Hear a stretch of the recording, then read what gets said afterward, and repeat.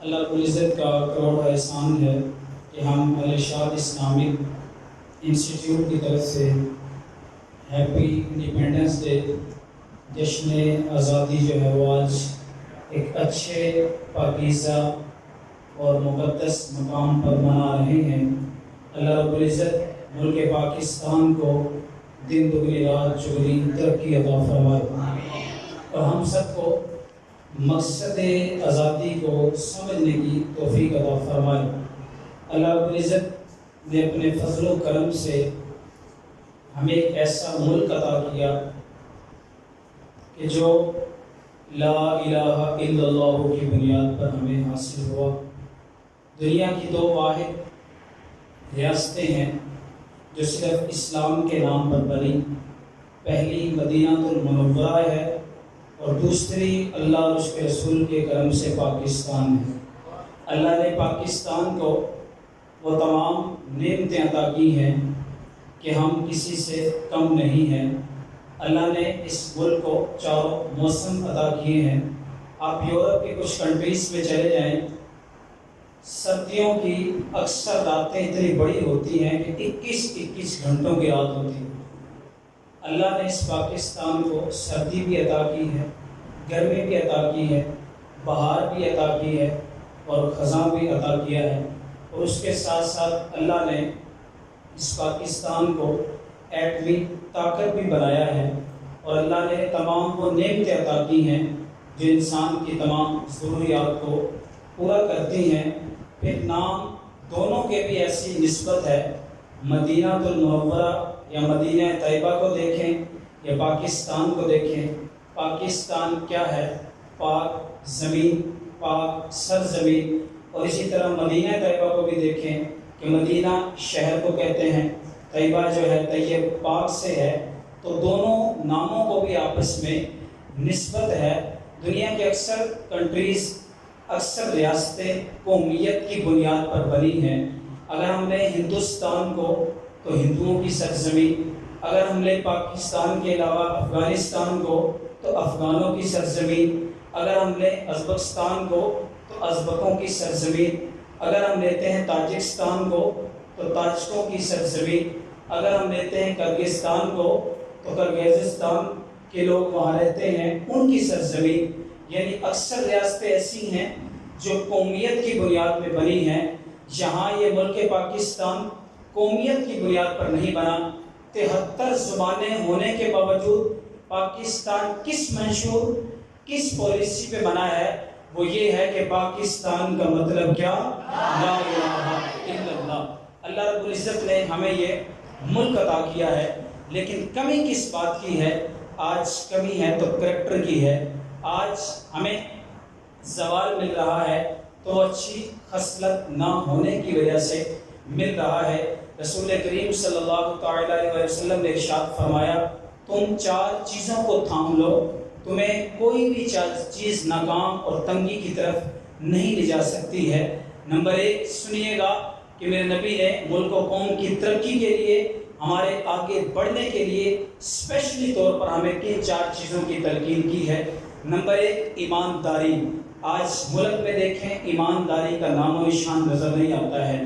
Number 2 پہ میرے نبی نے ارشاد فرمایا کہ تم نے سچائی کا دامن اختیار کرنا ہے۔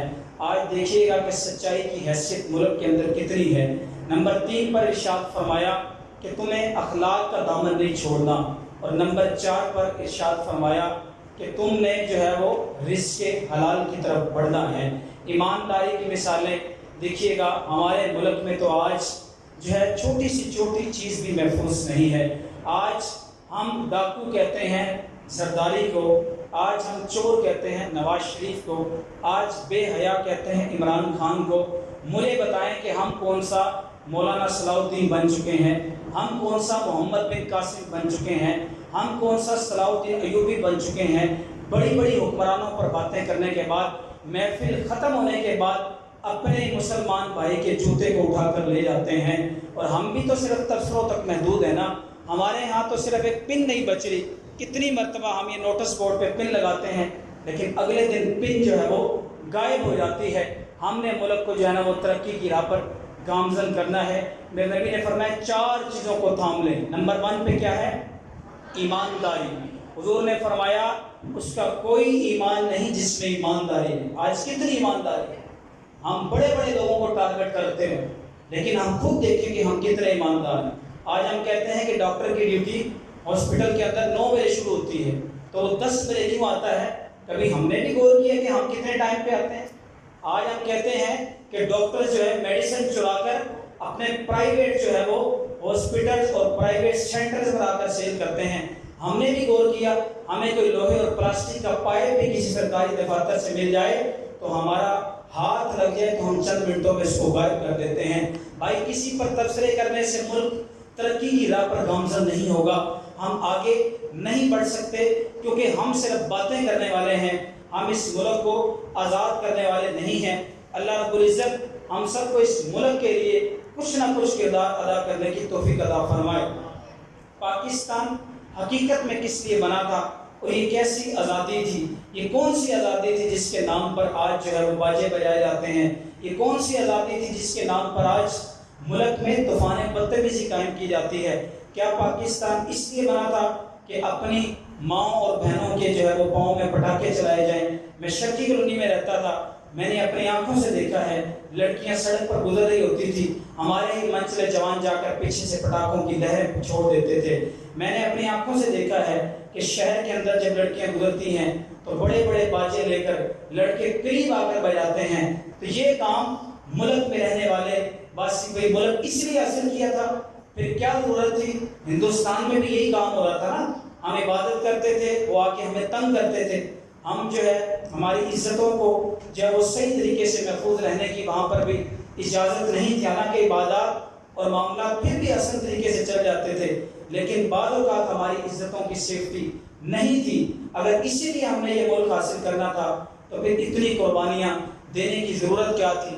تاریخ میں 20 لاکھ کے قریب شہداء کا ذکر ہے. 20 لاکھ. ہم نے کبھی غور کیا؟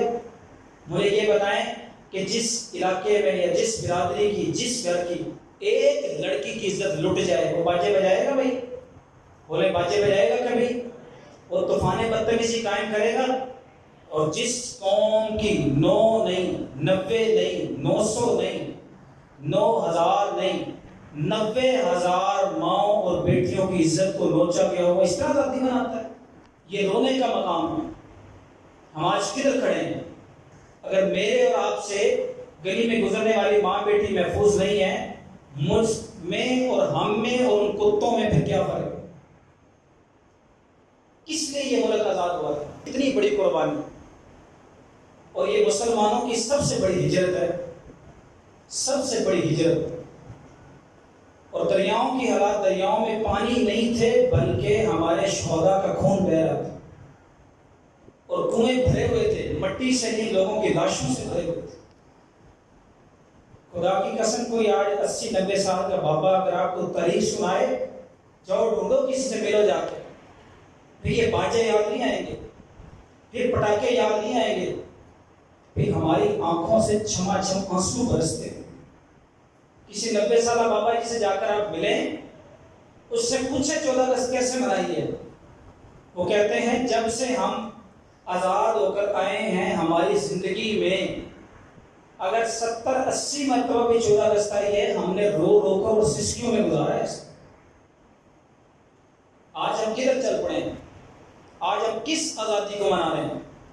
مجھے یہ بتائیں، یہ آزادی ہے کہ آج ہمارے ملک میں گلاس بھی محفوظ نہیں ہے. آج ہم لڑنے کی باتیں تو کرتے ہیں یہود و نصارہ سے، ہم یہودیوں سے لڑنے کی باتیں کرتے ہیں، ان کے رولز اینڈ ریگولیشن، ان کی ایمانداری کی دنیا میں جو ہے نا ایک مثالیں دی جاتی ہیں. یو کے اندر آپ نے بھی شاید دیکھا ہو پچھلے دن کہ کئی جگہوں پر ایسے سٹال، اور اسپیشلی شہد کا سٹال، ہنی سٹال میں نے دیکھا، وہاں پر کوئی نہیں بیٹھا ہوتا سٹال پہ، لکھا ہوتا ہے 1 کلو 1000 روپے کا ہے، 500 کا ہے، آپ خود ہی لے جائیں، خود ہی باکس میں پیسے ڈال دیں اور خود ہی اپنی ضرورت کے مطابق لے کر چلے جائیں. ہمارے ہاں تو یہاں ریڈی سے چیزیں اٹھا لی جاتی ہیں، اس کو کوا دکھا کر بہت سی چیزیں غائب کر دی جاتی ہیں. میرے ملک کا معاملہ تو یہ ہے، کیا ہم نے ملک اس لیے آزاد کیا تھا؟ اور دوسرا یہ انڈیا ہم سے بعد میں آزاد ہوا ہے. آپ کو پتہ کتنے اگست کو ہوگا جی؟ لیکن انڈیا میں ہر سال جشن آزادی پر کوئی نہ کوئی ایک بڑی چیز کو لانچ کیا جاتا ہے. جیسے پچھلے سال انہوں نے جشن آزادی پر گاڑی لانچ کی ہے کہ اس سال ہم اپنے آزادی کی خوشی میں اپنے ملک کو اور دنیا کو ایک گاڑی بنا کر دکھا دیں. اور پاکستانی کیا کرتے ہیں؟ پاکستانی ہر سال ایک جو ہے نا وہ سانگ لانچ کرتے ہیں, ایک گانا دیتے ہیں ہر سال 14 اگست کے موقع پر. پریڈ ہو رہی ہے جی, گانا چلایا جائے گا جی, نغمے چلانے ہیں جی, پہاڑیاں بنانی ہیں جی. اس لیے ملک کے لیے اتنی قربانیاں دی گئی. کتنی بدقسمتی کی بات ہے.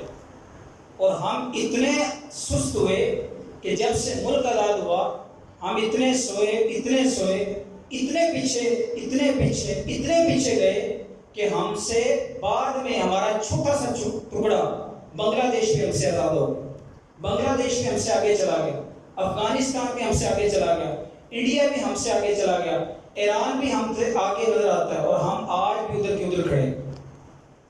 ہم نے یہ آزادی حاصل کی, ہمیں آزادی سے یہ پیغام ملا ہے, بڑا المیہ ہے. لیکن اگر آج بھی ہمارے مسلمان کے اور اس ملک کے باشندے اس وطن کے لیے کھڑے ہو جائیں, ہم پڑھتے تو سب ہیں یہ وطن ہمارا ہے, ہم پاسباں اس کے.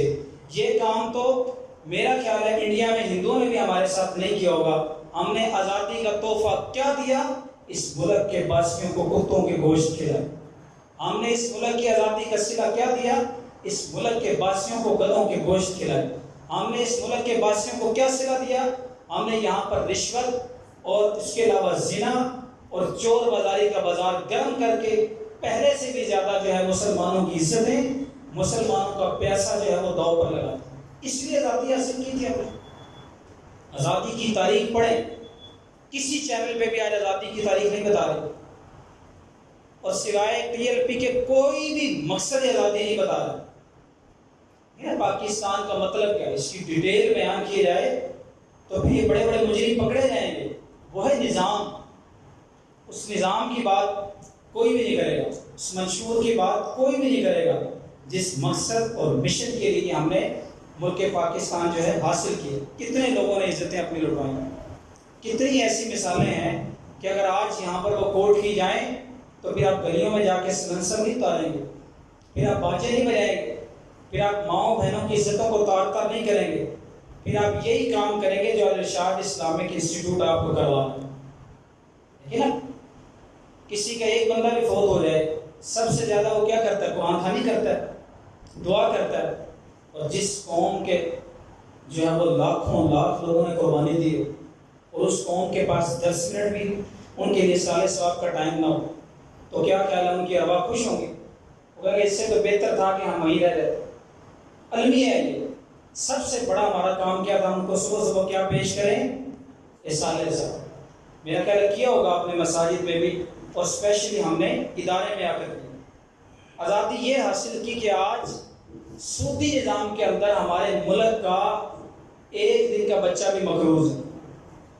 یہ آزادی حاصل کیا, ایک دن کا بچہ بھی آج ہمارے ملک کے اندر قرضے سے محفوظ نہیں. اور اکثر نوجوان باہر جانا چاہتے ہیں. دیکھیے غدار ہم بھی ہیں.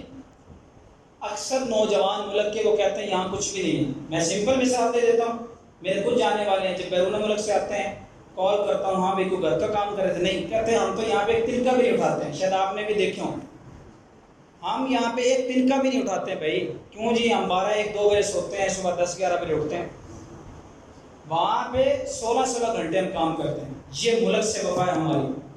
یہاں پر ہم ایک تنکا نہیں اٹھانا چاہتے, باہر ہم انگریزوں کے کتے نہلانے کے لیے بھی تیار ہیں. یہ ہماری ملک سے وفا ہے.